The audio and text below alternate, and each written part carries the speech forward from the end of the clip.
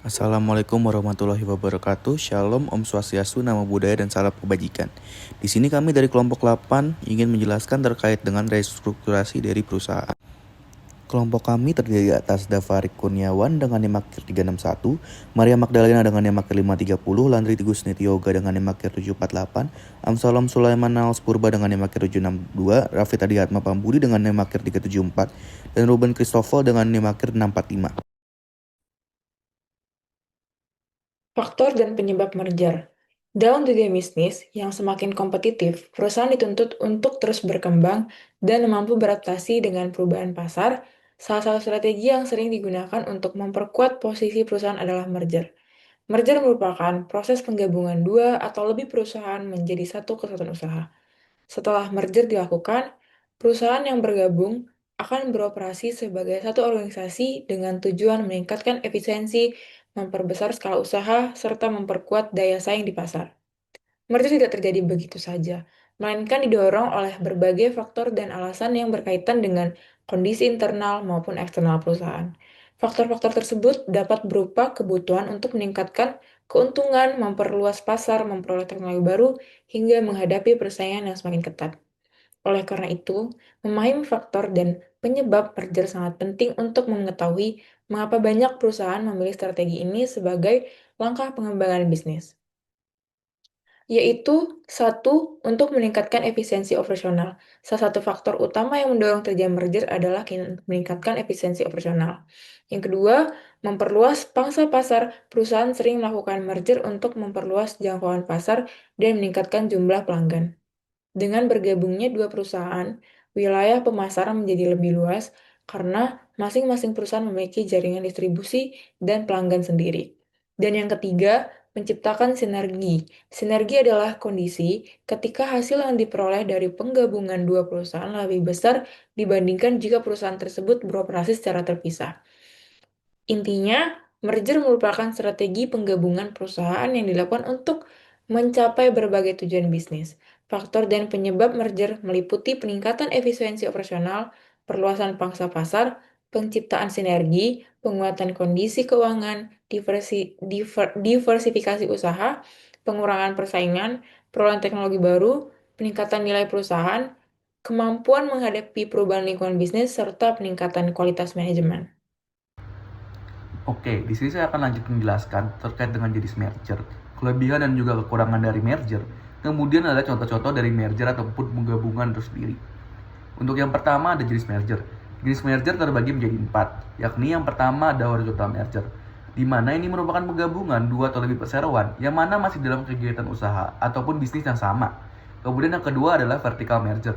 Vertical merger ini merupakan penggabungan dua atau lebih perseroan yang mana di antara perseroan yang bergabung itu masih terdapat keterkaitan antara input dan juga output, dan juga keterkaitan terkait dengan pemasaran itu sendiri. Kemudian yang ketiga adalah cognitive merger.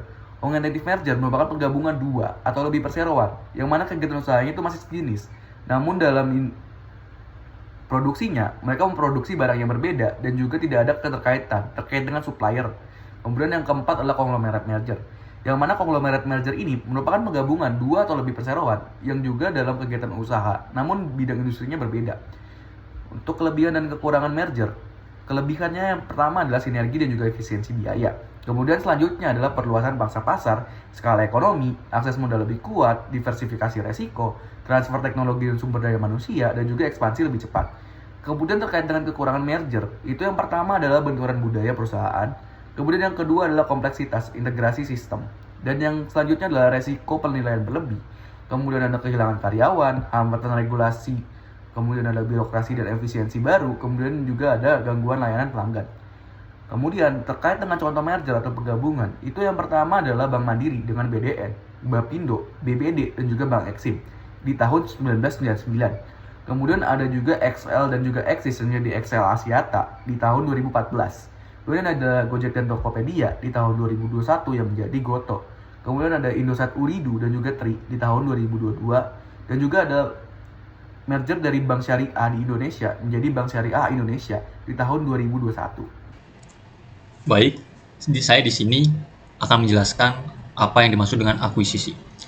Akuisisi merupakan suatu tindakan hukum yang dilakukan oleh perseorangan atau badan hukum untuk mengambil alih kepemilikan saham atau aset suatu perusahaan, sehingga pihak tersebut memperoleh kendali atas pengusahaan yang diakuisisinya. Dalam konteks hukum Indonesia, akuisisi dikenal sebagai pengambil alihan dan diatur dalam Undang-Undang Nomor 40 Tahun 2007 tentang perseroan terbatas. Dengan demikian, esensi utama akuisisi bukan sekedar perpindahan kepemilikan saham, melainkan terjadinya perubahan kontrol atas kendali terhadap perusahaan yang menjadi objek akuisisi. Dan sudut pandang bisnis atau hukum, akuisisi umumnya dilakukan sebagai strategi untuk memperkuat posisi perusahaan dalam persaingan usaha. Melalui akuisisi, perusahaan dapat memperluas pasar saham atau peningkatan kapasitas atau produksi, memperoleh teknologi baru, atau mengakses sumber daya yang lebih besar. Oleh karena itu, akuisisi sering dipandang sebagai salah satu bentuk restrukturisasi perusahaan yang bertujuan meningkatkan efisiensi dan nilai ekonomi perusahaan. Selanjutnya, saya akan membahas apa saja yang menjadi faktor-faktor akuisisi. Yang pertama, faktor ekonomi, yaitu keinginan perusahaan untuk memperoleh keuntungan yang lebih besar melalui peningkatan skala usaha dengan menggabungkan sumber daya dan operasi perusahaan yang diakuisisi. Biaya produksi dapat ditekan sehingga keuntungan meningkat. Pembahasan selanjutnya adalah terkait dengan kelebihan dan kekurangan dari akuisisi itu sendiri. Untuk kelebihan akuisisi itu yang pertama adalah status badan hukum perusahaan tetap ada, yang berarti hal ini berbeda dengan merger. Perusahaan yang diakuisisi ini tidak bubar atau berakhir status badan hukumnya. Kemudian yang kedua adalah kontinuitas usaha lebih terjaga. Di antaranya adalah perizinan, kontrak bisnis, hubungan dengan pelanggan, dan identitas perusahaan yang pada umumnya tetap dapat dipertahankan. Kemudian yang ketiga, proses ekspansi lebih cepat, yang berarti pengambil alih ini dapat segera menguasai perusahaan yang sudah memiliki aset, pasar, jaringan usaha, dan sumber daya manusia. Kemudian yang keempat adalah memperoleh kendali tanpa harus mengambil seluruh aset dari secara langsung. Yang kelima, mengurangi risiko administratif dibanding pendirian usaha baru. Terus kemudian dari kekurangan akuisisi ini, yang pertama adalah pengambil alih ikut menanggung risiko perusahaan target. Yang kedua, potensi konflik dengan pemegang saham lama. Yang ketiga, itu kemungkinan terjadinya benturan budaya perusahaan. Yang keempat adalah biaya akuisisi ini relatif lebih besar. Terus yang terakhir adalah potensi penolakan dari karyawan, kreditor, atau pihak ketiga. Untuk contoh-contoh akuisisi di Indonesia adalah diantaranya adalah yang pertama PT Bank Sentral Asia Tbk yang mengakuisisi PT Bank Royal Indonesia Tbk pada tahun 2019. Kemudian ada PT Elang Mahkota Teknologi Tbk yang mengakuisisi PT Kreatif Media Karya. Terus kemudian juga ada PT Indofood CBP Sukses Makmur Tbk itu mengakuisisi Pinehil Company Limited pada tahun 2020.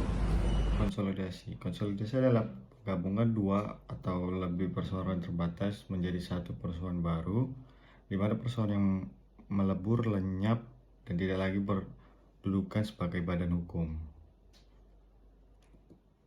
Faktor konsolidasi, terdapat beberapa faktor yang mendorong terjadinya konsolidasi, yaitu satu, faktor pertama adalah faktor ingin mencapai sinergi operasional yang lebih efisiensi.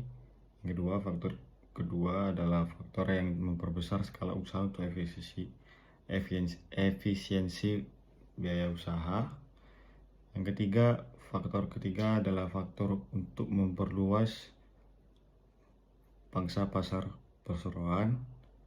Yang faktor keempat adalah faktor untuk meningkatkan daya asing. Penyebab terjadinya konsolidasi adalah konsolidasi terjadi ketika dua atau lebih perseroan terbatas bergabung menjadi satu perseroan baru karena beberapa penyebab utama. Penyebab ekonominya adalah keinginan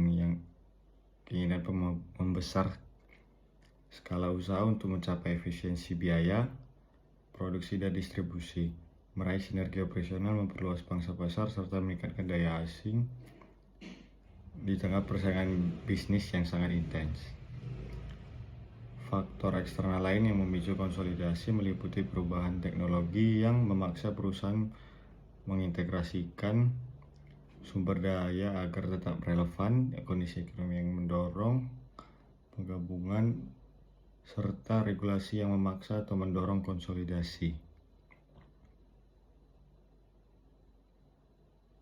Selain itu, konsolidasi juga disebabkan oleh strategi diversifikasi produk atau pasar yang menyebarkan risiko. Kebutuhan untuk mengakses teknologi, SDM, atau aset perusahaan lain, serta keinginan manajemen dan pemegang saham untuk menciptakan nilai tambahan melalui sinergi pendapatan dan penghematan biaya. Faktor internal seperti restrukturisasi korporasi, menghindari persaingan tidak sehat antar perusahaan dalam grup, dan penyederhanaan struktur organisasi serta governance juga menjadi pemicu konsolidasi. Baik, saya akan menjelaskan penyebab konsolidasi, kelebihan, kekurangan, beserta contohnya. Konsolidasi terjadi ketika dua atau lebih perseroan terbatas bergabung menjadi satu perseroan baru karena beberapa penyebab utamanya. Penyebab ekonominya adalah keinginan memperbesar skala usaha untuk mencapai efisiensi biaya produksi dan distribusi, meraih sinergi operasional, memperluas pangsa pasar, serta meningkatkan daya saing di tengah persaingan bisnis yang intens.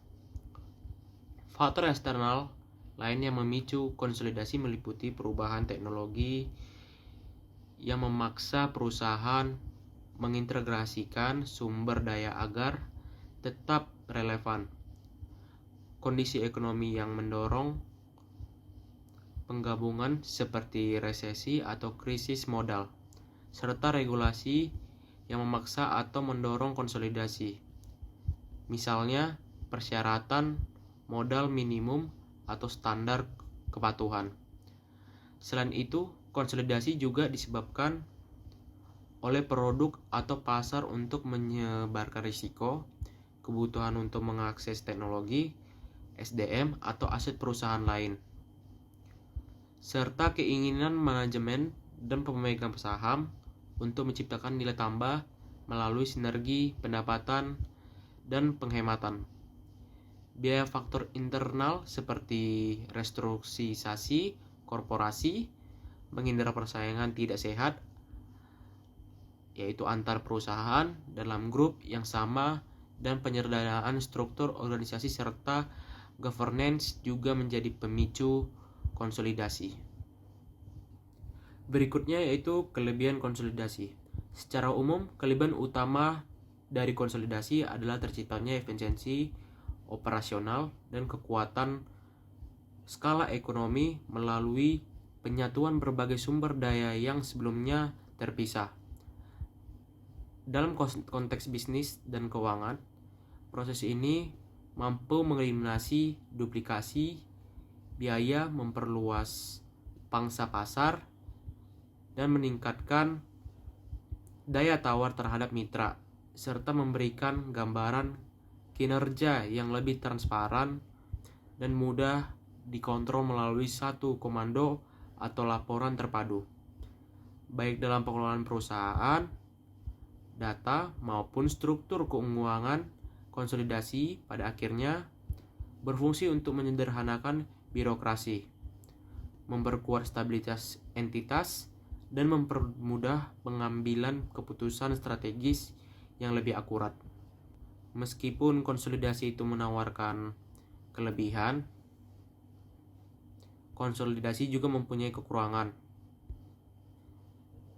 yaitu konsolidasi juga memiliki kekurangan yang sangat signifikan, seperti potensi kehilangan identitas asli atau budaya kerja masing-masing entitas yang melebur. Contoh konsolidasi yaitu bisnis atau merger atau korporasi. Kasusnya itu Bank Syariah Indonesia atau biasa disebut BSI. Sekian penjelasan kami terkait dengan restrukturasi dari perusahaan. Terima kasih karena telah menonton. Sampai jumpa di video selanjutnya.